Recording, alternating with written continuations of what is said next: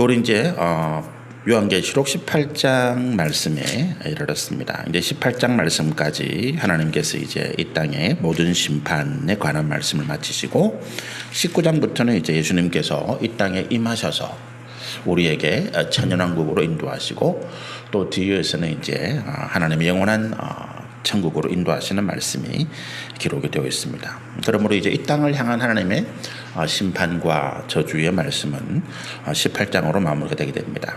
우리가 17장, 18장의 말씀이 이제 이 땅의 모든 죄악의 근원 또 배후라고 말할 수 있는 악한 영, 성경에서는 큰 음녀라고 이야기하고 또 큰 성 바벨론이라고 하는 이제 그런 말씀으로 표현되어 있죠. 그래서 17장에는 음녀에 대한 심판이 기록되어 있고 18장에는 이제 바벨론 성에 대한 멸망이 기록이 되어 있습니다. 왜 이 악한 영을 하나님께서 음녀 또 큰 성 바벨론 이 둘로 이렇게 구분하시느냐 하면 우리가 이제 음녀라고 하는 것은 이제 창기를 말합니다.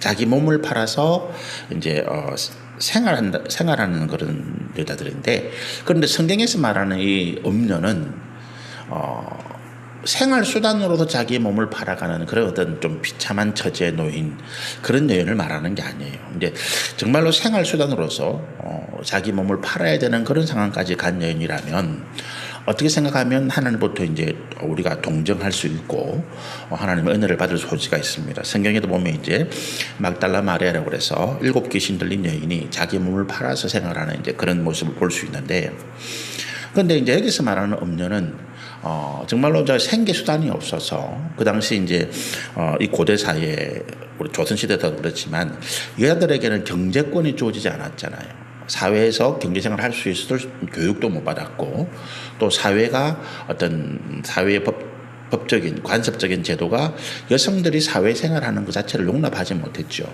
그러다 보니까 여성들은 이제 남편이 죽고 일찍 죽고 또 자기를 부양할 자녀가 없게 되면 그야말로 길거리에 내팽개친 이제 그런 존재가 되죠. 그러다 보니까 뭐 우리가 흔히 하는 말로 산입에 거미줄 줄 수는 없고 또 이 연약한 여인들이 무슨 범죄를 할 수도 없고, 그러다 보니까 어떻게 합니까? 이제 자신의 몸을 팔아서라도 생계를 유지하고 또 그런 여인에게 부양할 가족이 있다면 병든 노부모나 아니면 또 어린 자식이 있다면 어쩔 수 없이 그런 상황에 몰리기도 하죠. 그런데 이제 그런 경우에는 우리가 뭐 동정할 수도 있고 또 하나님의 은혜가 임할 소지가 있는데, 여기서 말하는 음녀라고 하는 존재는 자신이 즐기기 위해서 여러 남자를 관계하는 이런 여자를 말합니다. 근데 성경에 보면 이제 우리가 호세아라고 하는 선지자에게 하나님께서 네가 음란한 여인을 아내로 맞으라 할 때 그 호세아 선지자의 부인이 고멜이라고 하는 여인인데, 이 고멜이라는 여인이 이제 장기 생활을 하다가 호세아 선지자가 값을 주고 그 여인을 빼내잖아요. 그리고 결혼하고 가정을 이루어서 자녀까지 낳습니다. 그런데 나중에 성경을 보면 이 고멜이라는 여인이 스스로 음란에 빠져서 남편을 떠나고 자녀를 버리고 자기 스스로 음란한 가운데 빠져서 장기 생활하는 그런 모습을 이제 볼 수 있습니다. 그런 경우입니다. 그래서 이 음녀라고 하는 존재가 자기 스스로 자기의 음란함을 채우기 위해서 남자들을 유혹하고 그래서 그 남자들을 함께 죄악에 빠뜨리는 존재라고 하는 거예요. 근데 이것이 사단과 악한 영과 어떻게 연관이 되어집니까? 사단이 하나님께 죄를 범하고 그리고 그가 멸망의 선포를 심판을 받은 자입니다. 그런데 아직까지 하나님께서 이 땅의 구원의 역사를 위해서 사단을 심판하지 않으시는데, 그런 유예 기간을 가지고 사단이 자기 혼자 죽기가 억울하다. 그래서 하나님께서 가장 아끼고 사랑하시는 사람을 유혹하고 범죄하기 위해서 하나님 앞에 멸망으로 이끌어가는 그런 존재죠. 그러니까 이 사단, 악한 영을 음녀, 자기의 음란한 죄악을 채우기 위해서 남자들을 유혹하고 같이 범죄하는 이런 음녀에 비유한 것입니다. 그리고 하나님은 우상을 숭배하는 이런 죄악들을 엄란한 죄다라고 말씀하시는 거죠. 바벨론 성은 어떻게 또 그렇게 비유하시는가 하면 이 바벨론 성, 큰 성이라고 하는 것은 그 당시 어떤 뭡니까? 사람들 세계의 중심지가 되고, 그리고 그곳에서 모든 정치, 경제, 또 여러 가지 사회적인 어떤 것들이 권력이 모이잖아요. 이 권력이 모이는 곳에는 반드시 재물이 모이게 돼 있고, 그곳에 물질적인 번영이 이루어집니다. 그렇죠? 그러다 보니까 세상에서 어떤 부귀를 바라고, 또 세상에서 사치와 향락을 누리기를 바라고, 세상에서 권세와 명예와 재물을 가지려고 하는 사람들이 이 바벨론 성에 모이는 거예요. 그리고 이곳에서 악한 자들의 죄악이 범람하고, 약한 자들을 짓밟고, 어떤 악한 계획을 통해서 세상의 어떤 권세를 누리는 이런 일들이 일어납니다. 그러니까 도시가 번영하다, 도시가 굉장히 번성하다, 그 이면에는 뭐가 있는가 하면 약한 자들의 고통과 눈물이 있고, 어두운 곳에는 반드시 큰 죄악들이 흐르고 있다는 거죠. 우리 미국 영화 시리즈 가운데 이 배트맨이라고 하는 이제 영화가 있잖아요. 이 배트맨 영화가 이제 미국의 고담이라고 하는 이 가상의 도시예요. 고담시인데, 이 고담이라는 도시가 실제로 존재하는 도시가 아니라 가상의 도시입니다. 그런데 이 고담시가 굉장히 번영하고 발전한 도시입니다. 부자들이 모여 있고, 아주 귀족층들, 세상에서 어떤 정치 권세와 어떤 재물을 가진 자들이 모여 사는데, 그 이면에는 아주 악한 범죄들이 그곳에 있는 거죠. 그래서 배트맨이 그 고담시의 정의를 지키고 악한 자를 멸하기 위해서 활동하는 내용들이 이제 배트맨의 주 내용이잖아요. 마찬가지로 도시가 굉장히 번성했다. 물질이 모이고 그곳에 권세와 또 여러 가지 향락, 사치 이런 것들이 모였다 하면 그 이면에는 반드시 약한 자들의 눈물과 고통이 있고, 또 그와 같이 약한 자들을 착취하는 악한 죄악들이 흐르고 있다는 것입니다. 창세기에 가장 번영한 도시의 대표 그러면 소돔과 고모라입니다. 소돔과 고모라가 가장 번영한 도시의 대표인데, 그 소돔과 고모라가 하나님께서 정말로 심판하지 않으면 안 될 그런 죄악으로 가득 탄 도시였다라고 하는 거죠. 그래서 우리가 오늘 18장에 하나님께서 이 바벨론 성을 이 땅에 어떤 악한 영들, 사단이 그런 모습으로 이제 비유하신 것은, 말씀드린 것처럼 이 바벨론 성이 아주 크고 화려하고 번창한 도시인데, 그 배후에, 그 바닥에는 하나님께서 반드시 심판에 마땅할 그런 죄악, 악한 일들이 가득하였더라라고 하는 것을 말씀하고 있는 거죠. 1절에 보니까 이 일 후에 다른 천사가 하늘에서 내려오는 것을 보니, 이 일이 뭡니까? 이제 음녀에 대한 심판이 끝난 거죠.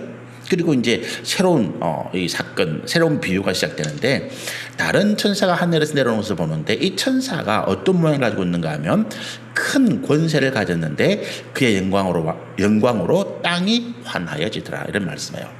한 천사가 하늘에서 다시 내려오는데, 사도 요한이 보니까 그 천사가 크고 놀라운 권세를 가졌더라. 근데 그걸 어떻게 알았느냐 하면 그 천사의 광채, 그 천사의 빛나는 모습으로 인해서 땅이 갑자기 환해지는 그런 모습처럼 나타나더라라고 하는 것입니다.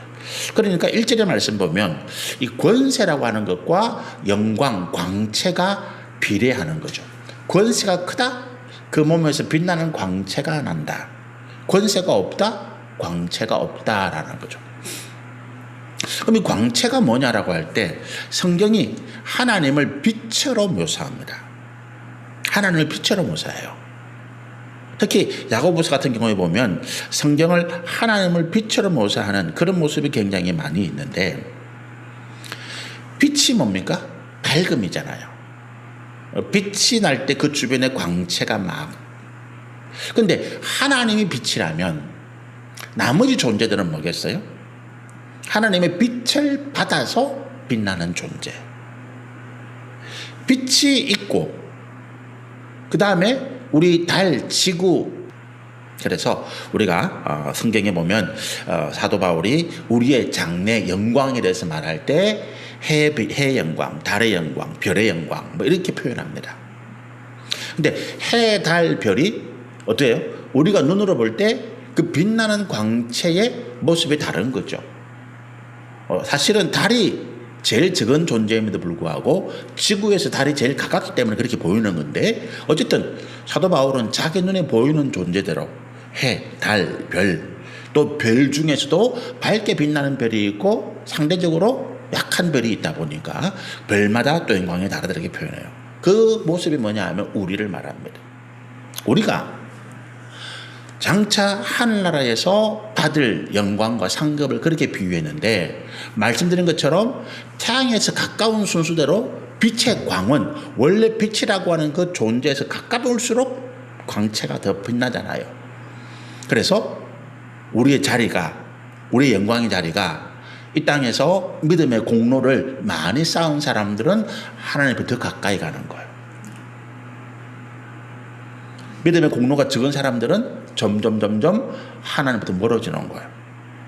그래서 성경에 보면, 복음서에 보면 바깥 어두운 데서 쫓아내라 이런 표현을 쓰죠. 그들은 뭡니까? 하나님 앞에 그 공로, 그 믿음을 인정받지 못한 자들. 하나님께 부름을 받았지만 하나님께 앞에 나와서 하나님 믿겠습니다 고백하고 작정은 했지만, 그러나 그들의 마음이, 그들의 삶이 여전히 세상의 정욕과 탐심 가운데 머물던 존재들은 천국 잔치에 들어가지 못하고 그 영광의 자리에 들어가지 못하고 바깥에 쫓겨나서 바깥 어두운 데서 슬피 울며 이를 갈며 있을 것이다. 하나님 나라는 원망이 아니라 스스로의 행위에 대한 어떤 원망이죠. 내가 왜 그렇게 했을꼬? 왜 그것을 몰랐을꼬? 진작 내가 바르게 믿음으로 살아갈 걸, 이런 이제 후회를 그때서 하게 된다는 이야기입니다. 이 천사가 큰 광채가 얼마나 놀랍든지 땅이 환하기들 할 정도로 그가 하나님으로부터 큰 권세를 받은 존재다. 근데 2절에 보니까 그가 힘찬 음성으로 이렇게 외칩니다. 뭐라고 외칩니까? 이르되 무너졌도다 무너졌도다 큰 성 바벨론이요. 이 땅에 있는 마지막 우리의 원수, 모든 죄악의 근원, 배후라고 할 수 있는 사단이 무너졌다. 하나님의 심판으로 멸망했다. 이렇게 말하는 거죠. 그러면서 이 큰 성 바벨론을 뭐라고 이야기하는가 하면 귀신의 처소라고 이야기합니다. 이제 보니까 귀신의 처소, 그죠? 우리가 귀신들이 모여 사는 곳이 있습니다. 귀신들이 살아가는 존재, 우리가 흔히 귀신들이 살아가는 존재, 성경은 어떻게 보냐니까 어두운 곳, 불결한 곳, 더러운 곳. 그래서 마가복음 같은 데 보면 그 그라사에 살고 있는 그 미치광이 사람이 무덤에서 생활하더라라고 하는 거죠. 귀신이라는 존재는 절대로 밝은 곳에 살아갈 수 없어요. 그럼 단지 밝은 곳이 뭐냐? 빛이 환한 곳이냐? 그런 것은 아닙니다. 전등이 환한 곳이냐? 그런 것은 아니고, 밝음의 반대는 어두움이고, 이 어두움이 죄악이라면 밝음은 진리와 선함과 공의잖아요. 우리가 진리의 말씀을 따라 순종하고 선함과 공의를 행할 때 악한 영은 절대로 우리에게 접근할 수 없다라고 하는 것을 말합니다. 내가 하나님 안에, 예수 그리스도 안에 내가 거할 때 사단은 나를 해할 수가 없는 것입니다. 그래서 예수님이 항상 말씀하시는 것이 너희는 내 안에 거하라, 내 안에 거하라, 자꾸 그렇게 말씀하시는 거예요. 우리가 어떻게 예수님 안에 거할 수 있느냐? 방법은 내가 예수님, 하나님 진리의 말씀을 순종하고 그 말씀을 따라서 선함과 공의를 행한다라고 하는 거예요. 이것이 내가 예수님 안에, 하나님 안에, 말씀 안에 거한다라고 하는 것입니다. 우리가 무슨 성경을 씹어먹고 내가 성경을 외운다고 해서 내가 하나님 말씀 안에, 예수 안에 거하는 것이 아니다. 그것은 어떻게 보면 우리에게 어떤 퍼포먼스, 행위로서 어떤 그런 것들을 알려주는 것이고, 내가 뭐 성경을 찢어서 씹어먹는다, 내가 성경을 통째로 창세기부터 요한까지 다 외웠다, 그렇다 하더라도 내 삶의 모습 가운데 진리의 말씀에 순종하고 내 삶 가운데서 선함과 공의가 나타나지 않으면 나는 어떤 존재라고요? 하나님 안에 거하는 존재가 아니다. 나는 예수 안에 거하는 존재가 아니다. 성경을 통째로 다 외우는 사람들 가운데서 악을 행하는 사람들이 많습니다. 거룩한 우리가 옷을 입고 목사다, 장로다, 권사다, 나는 몇십 년 동안 나는 누대째, 수대째 내려오는 뭐 기독교 집안이다 라고 이야기하면서 죄를 범하는 사람들이 많습니다. 내가 목사라고 해서 예수 안에 거하는 존재가 아니라고 하는 거예요. 내가 뭐 세례받고 나는 뭐 몇 대째 내려오는 나는 집안이다? 그것이 내 자랑이 될 수가 없다는 거예요. 우리의 자랑은 뭡니까? 우리의 자랑은 한 가지뿐입니다. 내가 지금 진리의 말씀 안에 순종하고 진리의 말씀에 순종하고 내가 내 삶에서 하나님이 원하시는 선함과 공의를 행하고 있다라고 하는 거죠. 이것이 이제 우리가 사단을 이기고 또 진리 가운데 하나님의 말씀 안에 예수 안에 거하는 방법입니다. 귀신의 처소, 더러운 영이 모이고 각종 가증한 더럽고 가증한 새들이 모이는 곳이다. 여기서 각종 더럽고 가증한 새들이 모이는 이 새들이 이제 이게 그 썩은 것을 먹는 그런 거예요. 죽음이 있는 곳. 거기는 뭐가 있습니까? 이 독수리 떼가 우리 책에서 보면 시체가 뭐 전쟁이나 뭐 무슨 뭐 사고가 나가지고 아니면 아프리카 초원이나 아니면 몽골 초원이나 이런 데서 뭐 동물이 죽은 시체가 있을 때 그 주위에는 항상 뭐가 맴돈다고? 독수리가 맴돈다는 거예요. 그리고 까마귀나 뭐 죽은 것을 뜯어먹는 새들이 이것이 이제 뭡니까? 각종 더럽고 가증한 새들을 말합니다. 죽은 것을 탐하는 조죠. 그게 이제 바벨론의 본질입니다. 화려하고 번영하고 뭐 어떤 뭐 정권 권세나 뭐 이런 뭐 재물이 모여 있는 그런 곳이지만 겉으로 보기에는 그러나 본질은 어떻다고요? 더러운 귀신의 처소고 온갖 더러운 것들이 가득한 그런 곳이다. 3절에 보니까 그들이 어떻게 행했는가 하면 그 음행의 진노의 포도주로 말미암아 만국이 무너졌다. 음행의 포도주, 아까 처음 말씀드린 그 음료와 더불어서 각종 죄악을 범한 것을 행하는 거죠. 사단이 이 땅에 공중의 권세 잡은 자가 악한 권세들과 연합해서 죄악을 범하고 그들이 권세들이 가지고 있는 재물에 대한 욕심, 권력에 대한 욕심, 명예에 대한 욕심 이런 것들을 채워주면서 하나님을 떠나서 범죄하게 만들죠. 그런데 그들이 마시는 그 포도주가 아주 달콤한 것 같았지만 실제로는 뭡니까? 하나님께서 주시는 진노의 포도주였다라고 하는 것입니다. 그리고 땅의 왕들이 그와 더불어 음행하였으며 땅의 상인들도 그 사치의 세력으로 치부하였다라고. 권세가 모이고 재물이 모이고 아주 번창하고 화려한 도심 같지만 그 본질은 뭐라고요? 더럽고 악한 죄악들이 가득한 죽음이 가득한 그런 곳이었다. 무덤이었더라라고 하는 것입니다. 그것이 이제 이 바벨론 성에 대한 본질을 하나님께서 이제 말씀하는 거예요. 그러니까 이렇게 우리가 물으시는 거죠. 이렇게 더럽고 이렇게 악한 곳이 냄새가 나는 곳이 있다면 이것을 치워야 되지 않겠느냐라고 하는 거예요. 여러분 우리가 하나님의 심판이라고 하는 것은 어떻게 보면 더러워진 이 땅을 정결하게 하는 역사예요. 노아 시대에 더러워진 세상 하나님께서 물로 심판하셨잖아요. 쉽게 이야기하면 우리가 뭐 가게나 집이 더러워져서 온갖 더러운 것들이 가득할 때 물로 싹 쓸어버리는 것 같아요. 물 청소라 그러죠. 물을 싹 부어서 더러운 것들을 싹 씻어내고 깨끗하게 하는 이것이 이제 물의 심판. 불의 심판은 뭡니까? 물로 씻어서 정결하게 되지 않는 것들이 있잖아요. 그런 것들은 불을 통과해서 불의 뜨거움 그것으로 그 안에 있는 모든 더러운 것들 세균들을 정결하게 하는 거죠. 불의 심판이 마지막 심판이 불의 심판입니다. 그래서 이 하나님의 심판이라고 하는 것은 이 땅에 하나님께서 만드신 이 땅이 처음에는 아름다웠죠. 하나님 보시기에도 정결하고 거룩하고 그래서 거룩한 하나님께서 거하시기에도 합당한 곳이고 하나님께서 창조하신 사람들이 살기에도 합당한 곳이었다는 거예요. 그런데 이곳이 온갖 더러운 죄악으로 더러워졌을 때에 하나님께서 물로 마지막에는 불로 심판하시더라.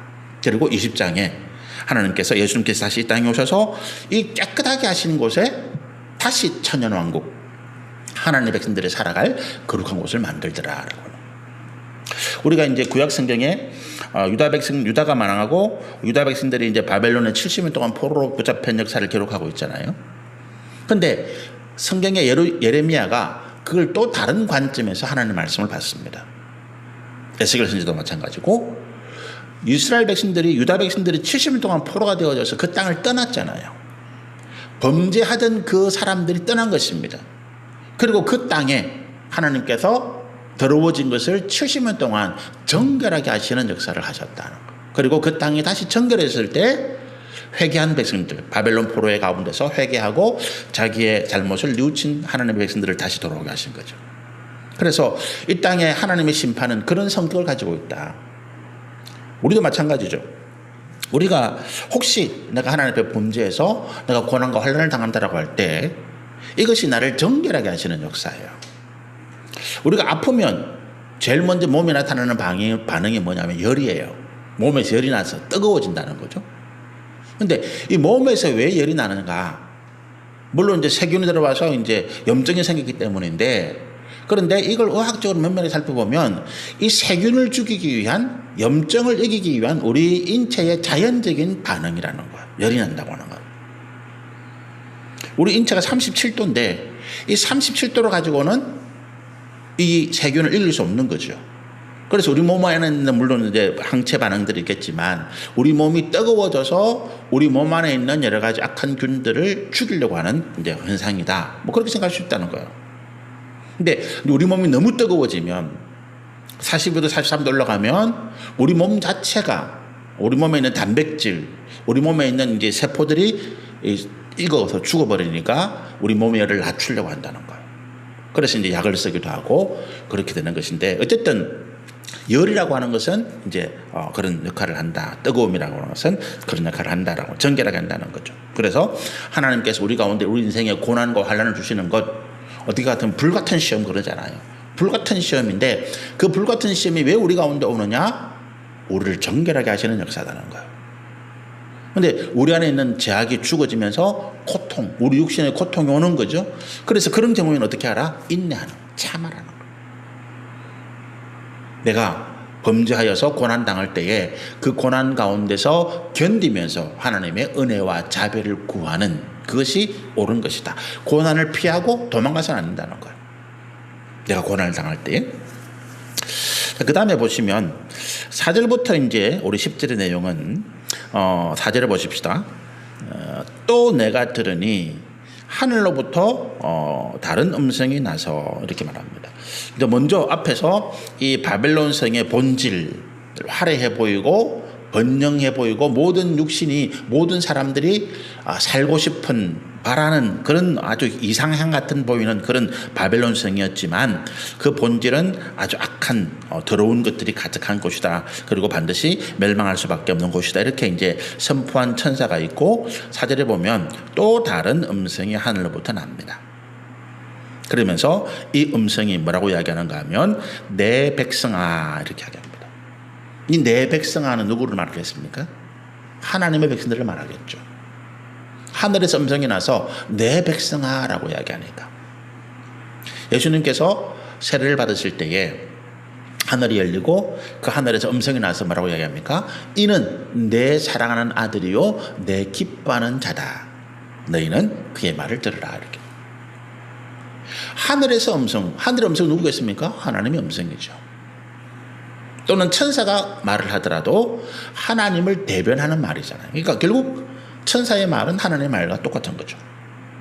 그래서 이 내 백성아라고 부르는 것은 이 땅에 환난과 고난 가운데서도 세상의 헛된 영광을 구하지 아니하고 믿음으로 살아가는 하나님의 백성들을 말하는 것입니다.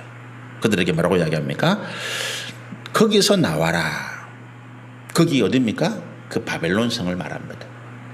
화려하고 번영하고 세상에서 어떤 사치, 향락, 육신의 쾌락을 줄 수 있는 그곳에서 나와라.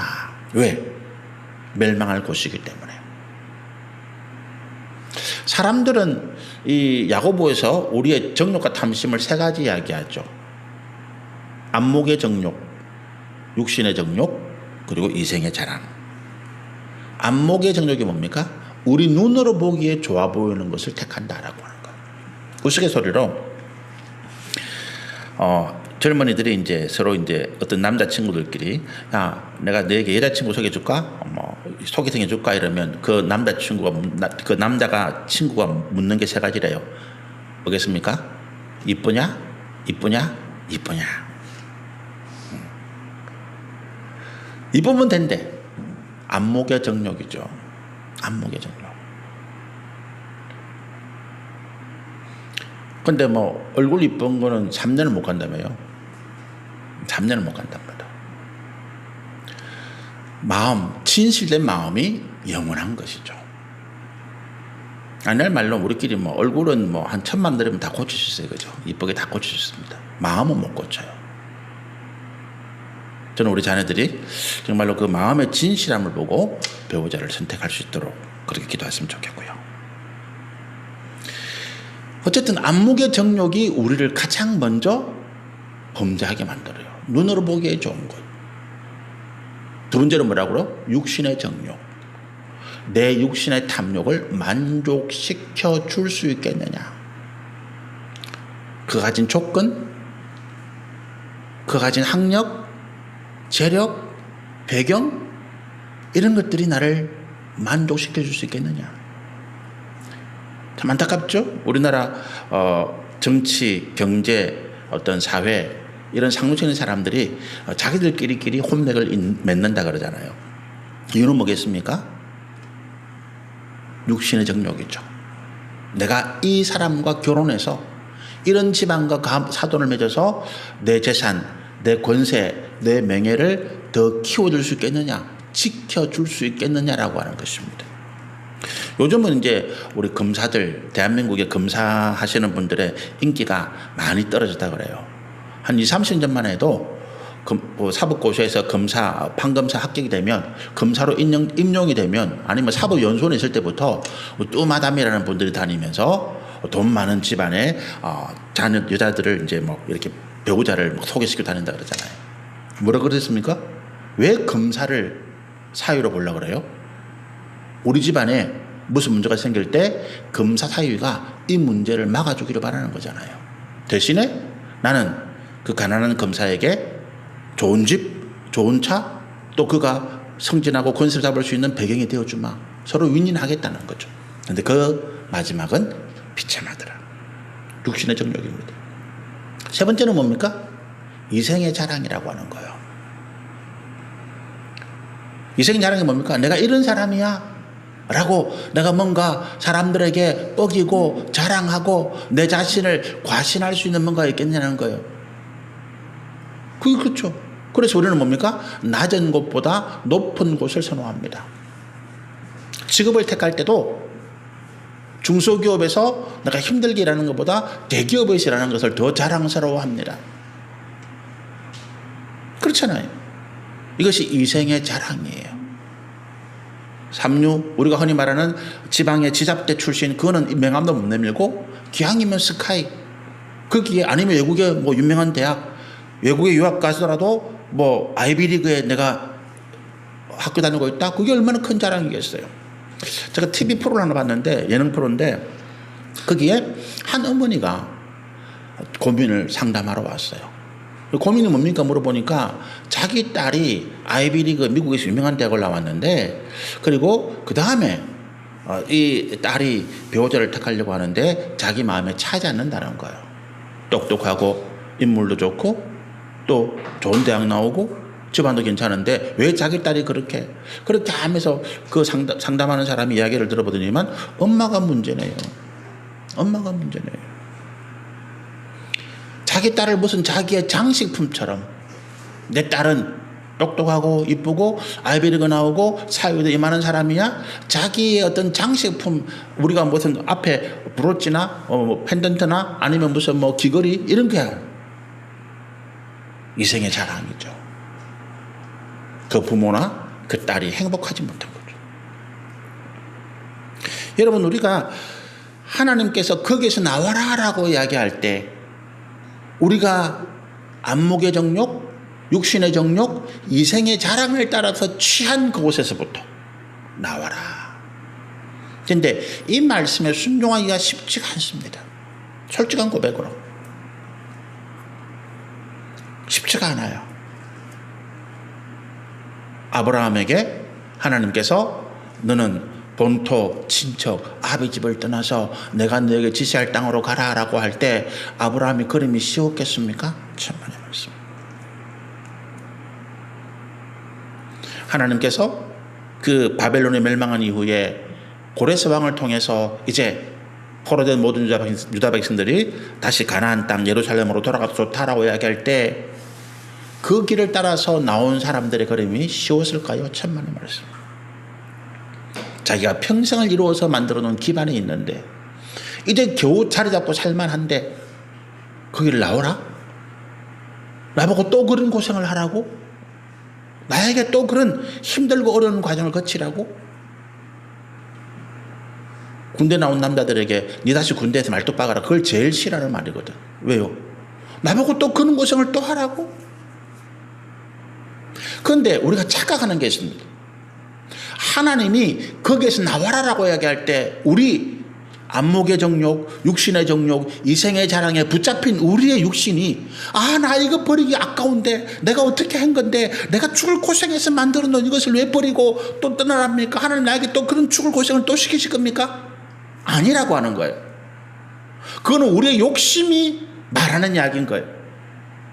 하나님이 거기서 나오라고 할 때는 거기가 어떤 곳이라고요? 멸망할 곳이기 때문에, 죽을 곳이기 때문에, 곧 하나님의 심판으로 불타 없어질 곳이기 때문에, 그리고 하나님께서 우리에게 더 좋은 곳으로, 영원한 곳으로 참 기쁨과 참 은혜와 참 영광이 있는 곳으로 인도해 가시기 위해서 우리를 부르셨다는 거예요. 그리고 그 메시지에 순종한 자가 그 은혜를 누린다고 하는 거예요. 그 사람들은 누구라고요? 아브라함이라고. 저와 여러분이 이런 하나님의 부르심 앞에 순종하는, 그래서 하나님 크신 영광과 상급 가운데 나아가게 되는 그런 주의 백성들, 주님의 자녀들이 되길 소원합니다. 나와라. 4절에 계속 봅니다. 그의 죄에 참여하지 말라. 그죠?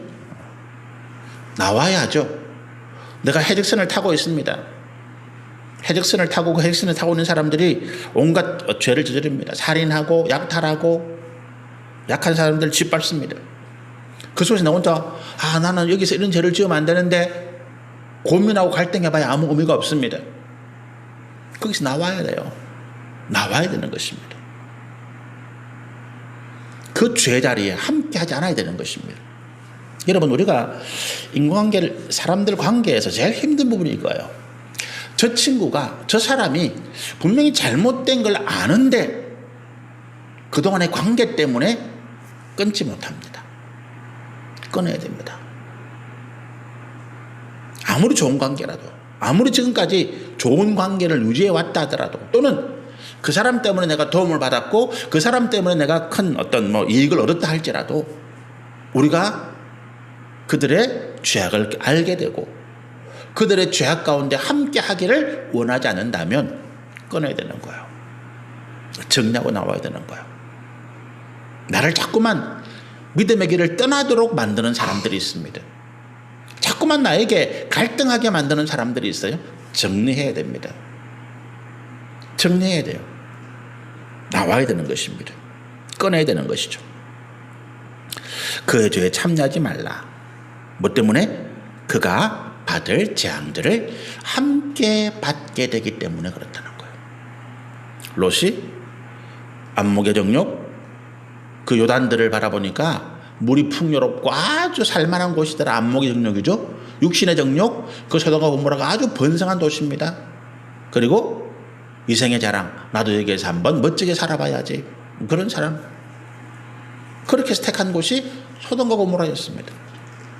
그러나 하나님께서 그 소돔과 고모라를 멸하실 때에 롯의 가정도 같이 멸망할 뻔했어요. 하나님께서 누구를 기억하셨습니까? 아브라함. 그 조카 롯이 함께 소돔과 고모라가 멸망하는 곳에서 함께 멸망한다면 아브라함이 슬퍼할 것을 걱정하신, 염려하신 하나님께서 천사를 보내셔서 그 멸망하는 가운데서 롯과 그 가족들을 이끌어내시는 거예요. 함께 멸망할까 봐 두려워하는 것입니다. 그래서 끊어야 되는 거예요. 연결되어 있습니다, 여러분. 그것도 아주 질긴 쇠사슬 연결되어 있어요. 우리가 이게 그 K2 이런 영화, 에베레스트 이런 산을 등반하는 영화를 한 번씩 보지 않습니까?